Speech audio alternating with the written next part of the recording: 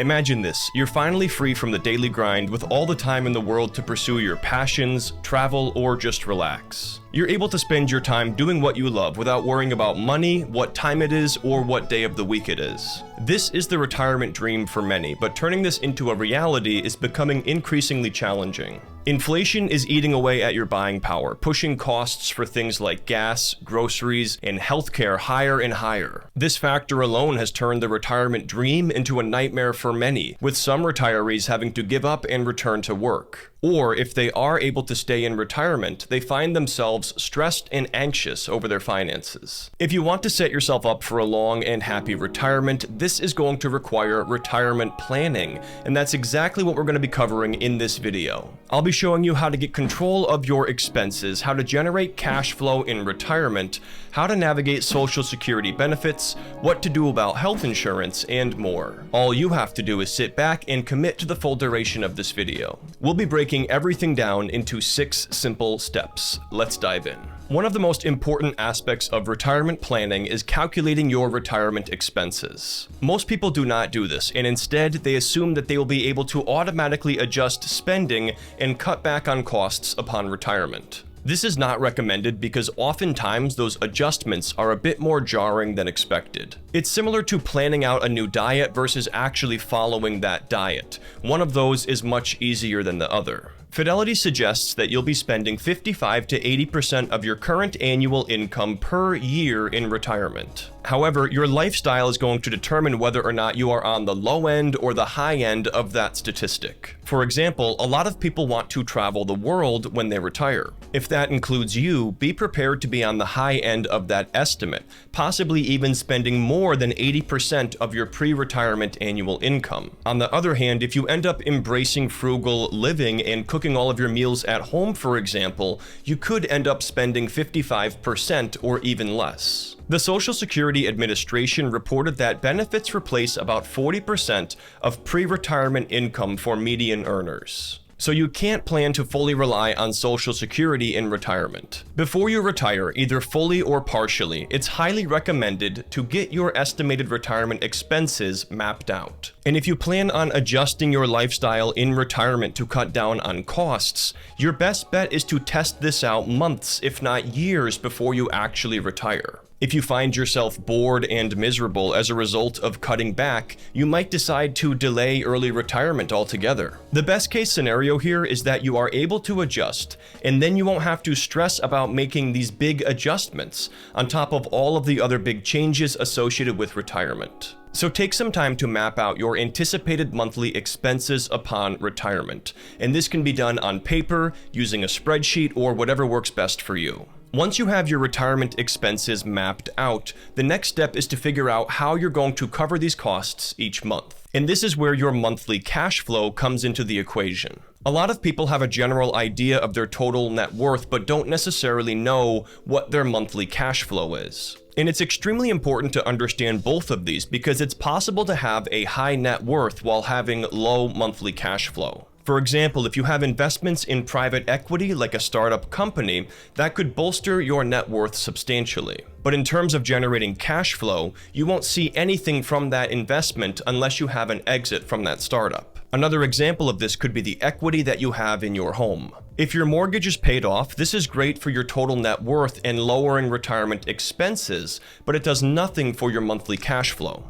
In an ideal scenario, you want to have multiple different retirement income streams providing you with consistent monthly cash flow. And it's also important to make sure that you consider inflation. Simply put, inflation is the shrinking of your money's value over time. In the past, this was largely an afterthought as people assumed that 2% inflation would be the norm. And while it has come down from the 7% rate we saw in 2021, inflation is still much higher than the normal range, being 3.3% for the 12 months ending in May. Let's say you calculate an annual retirement expense of $60,000 today. If we continue seeing that 3% inflation, that means in 10 years you would need to spend $80,600 per year to have the same purchasing power of the original $60,000. And in 20 years, that would be a little bit over 108,000. Now, I know these are some scary numbers, but the Federal Reserve is still actively fighting inflation through higher interest rates. Hopefully, we get back to the target 2% inflation rate, but you should plan ahead for elevated levels of inflation. And this could have an impact on your portfolio because some investments are a better hedge against inflation than others. For example, with rental properties, you have the ability to increase rents over time to keep up. In addition, Social Security benefits are adjusted annually based on the Consumer Price Index. Part of this monthly cash flow step is also figuring out whether or not you plan on working part-time during retirement. For example, if you planned on working 20 hours a week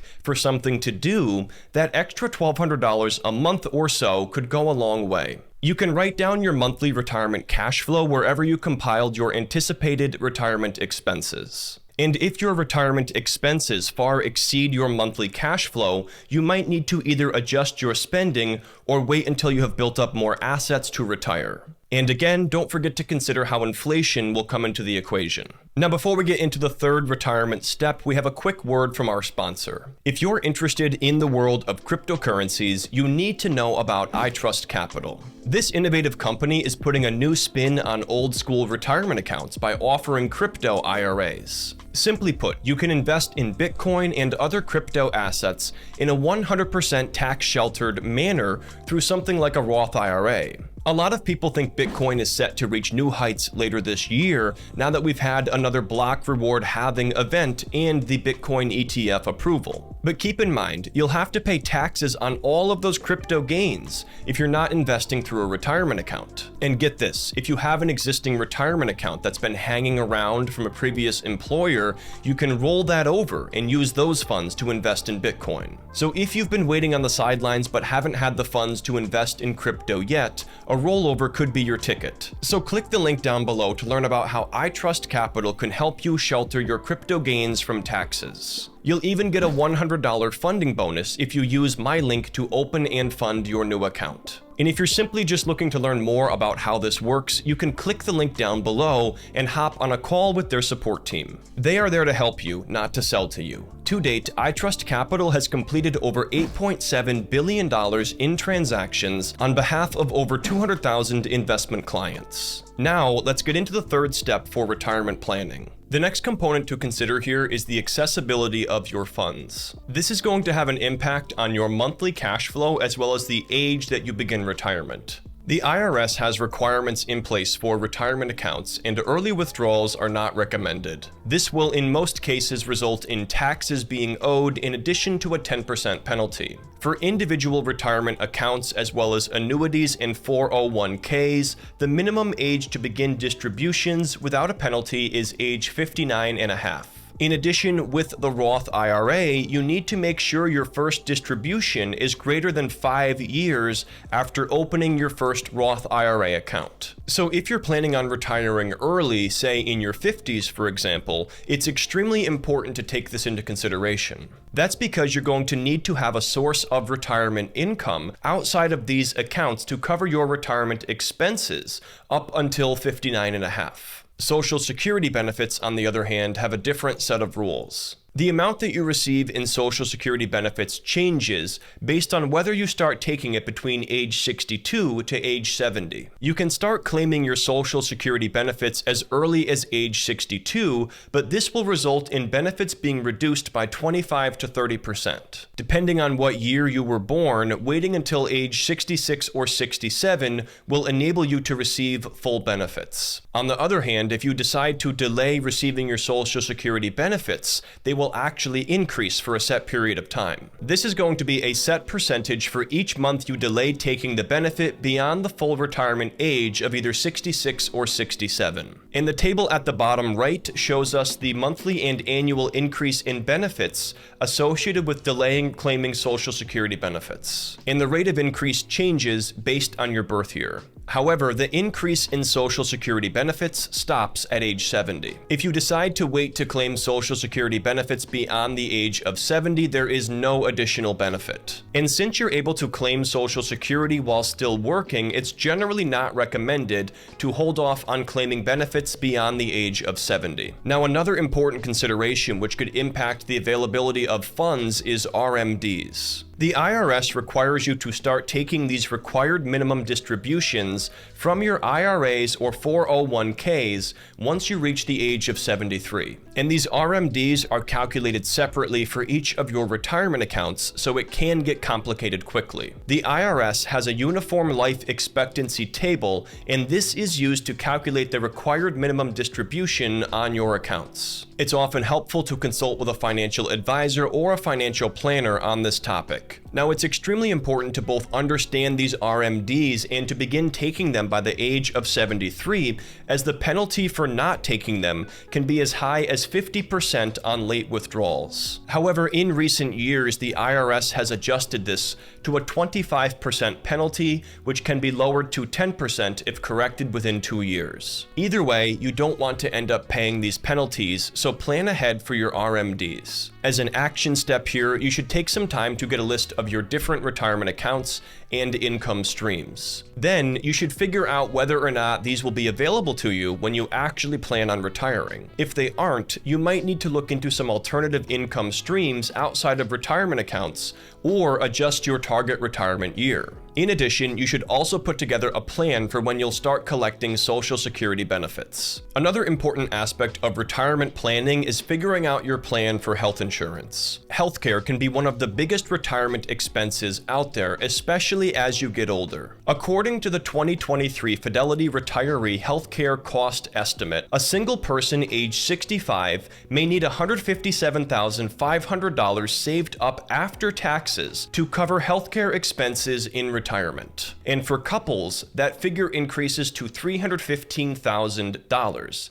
And keep in mind that Fidelity estimate does not include prescriptions, dental, or long-term care either. Failing to plan ahead for medical costs in retirement can be an absolute disaster, and it's unfortunately quite common. Most people should expect to lose access to their employer's health insurance plan after they retire. However, Merrill Lynch found that 21% of large firms extend healthcare coverage to retirees, so it's definitely worth looking into. Now, Medicare is a federal health insurance for those 65 and older. If you plan on retiring after turning 65, you can transition right over to Medicare. However, if you plan on retiring earlier than 65, you will need to have a plan for getting health insurance coverage until you turn 65. A few options for this include the health insurance marketplace as well as health savings accounts. If you use the health insurance marketplace, you're going to have to buy a plan, and that should be factored into your overall retirement expenses. It's also important to consider whether or not you plan on pursuing Medicare Part B and Medicare Part D or other supplemental coverage. Medicare Part A is free for most people as long as they paid Medicare taxes for at least 10 years while working. But Part A only covers hospital stays and procedures. If you want to have coverage for other medical costs and prescription drugs, you will need to add the optional Medicare Part B and Part D. Medicare Part B covers doctor's visits as well as outpatient treatments, and Medicare Part D covers prescription drug costs. But keep in mind, for all of this, there is going to be a deductible that you have to pay first, and only Medicare Part A is free. If you plan on adding Part B, Part D, or other supplemental coverage, each one will have an additional monthly cost. And these costs will have to be factored into your monthly retirement expenses. In addition, Medicare does not cover long-term care or most dental-related expenses. So you may want to consider purchasing a standalone dental insurance policy in addition to a long-term care plan. As I'm sure you can imagine, these insurance costs add up quickly, which is why healthcare is such a big cost during retirement. The next step in retirement planning is setting up your retirement vision, or how you plan on spending your time during retirement. If you worked 40 hours a week prior, including a potential commute each day, you'll find that you have a lot of free time on your hands once you officially retire. This can often be a shock for people as they go from having a very busy routine to being completely free from the clock. And while this might be liberating at first, that feeling often transitions to boredom relatively quickly. And if you plan on living a frugal retirement, it can be difficult to curb that boredom without going out and spending money on things like restaurants, shopping, and social drinks. The solution to this is, instead of waiting until you retire to figure out what you're going to do with all that time, set up your retirement vision ahead of time. As Benjamin Franklin said, if you fail to plan, you are planning to fail. Another great retirement philosophy is never retire from something, retire to something. Most people are completely focused on what they are getting away from. Retirement can be a great time to revisit hobbies or interests that you had earlier in life. Or if you never had time to explore this whatsoever, it's a great time to try new things. In addition to exploring these old and new interests of yours,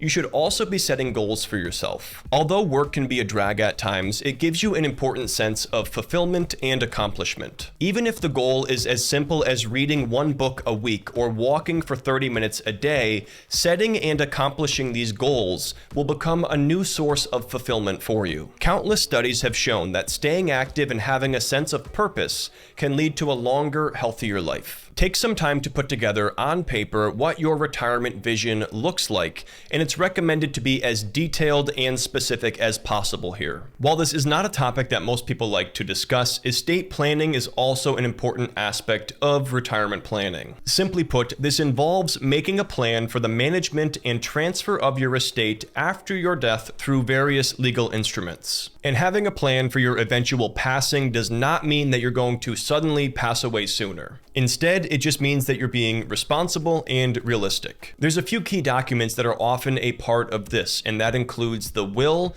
trust, and power of attorney. And you're going to want to consult with an attorney who specializes in estate planning to get these set up. The first and most common of the legal documents is the will. This document spells out how you would like your property and other assets distributed once you pass away. And within this document, you can also appoint guardians who would look over your children, dependents, or pets. Having a will in place will simplify the process of distributing your assets upon your death, so long as no one disputes it. This is often very helpful to family members, as nobody wants to be thinking about this type of thing when they are grieving. For a simple will, the cost can be as little as $300, and for more complicated ones, it could be about $1,000 or a little bit more. This is a lot less than most people would expect, so it's all the more reason to get this put in place. In addition, you can make changes to your will over time, so nothing is set in stone here. The next document is a trust, and the main difference between a trust and a will is that you can transfer assets before or after your death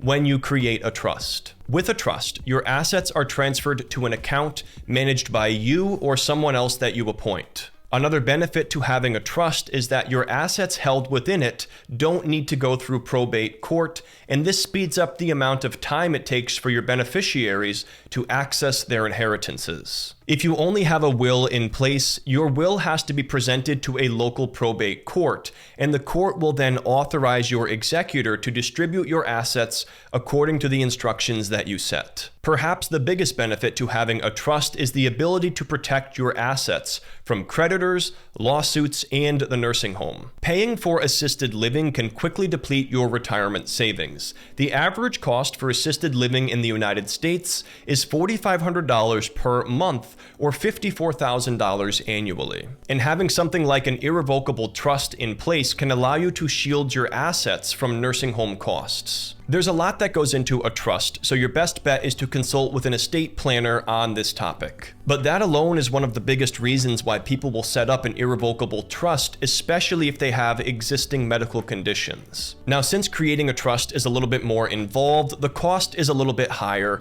in a range of $1,500 to $2,500 today. And while there are some other legal documents that you might wish to have in place, the last one we're going to cover here is the power of attorney. This is a legal document that allows someone else to act on your behalf. If you have this in place, you'll be able to appoint someone of your choosing to make important medical and financial decisions for you. This would happen in the event that you become incapacitated. If you don't have a power of attorney in place, someone close to you might have to go to court and have a guardian appointed. And keep in mind, this person may or may not have your best interests in mind. Even if they do, the process of getting a guardian appointed through the court is lengthy, expensive, and in the public eye. The cost for setting up a power of attorney is similar to the cost of a will, in the neighborhood of $300. And all of this can be a good project to pursue once you officially retire, as it's going to take some time to find the right estate planner and get all of this set up. There you have it. Those are some of the most crucial aspects of love retirement planning. As you go through this process, you're likely going to want to consult with a financial advisor or financial planner, as well as an estate planner, but you now know many of the important questions to ask. If you made it to the very end of this video, don't forget to drop a like, subscribe, and hit the bell for future notifications. You can click below to watch my video about the Roth IRA account explained for beginners, and I'll see you there.